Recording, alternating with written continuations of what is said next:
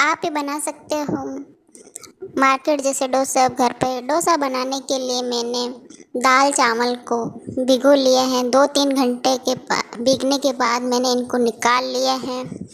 उसमें कुछ मेथी के दाने भी ऐड किए ताकि डोसा अच्छी तरह बने, टूटे नहीं। अब मैंने इनको मिक्सी के जार में डाल के पीस लिए हैं। पीसने के बाद मैंने इसमें नमक वगैरह ऐड किया है।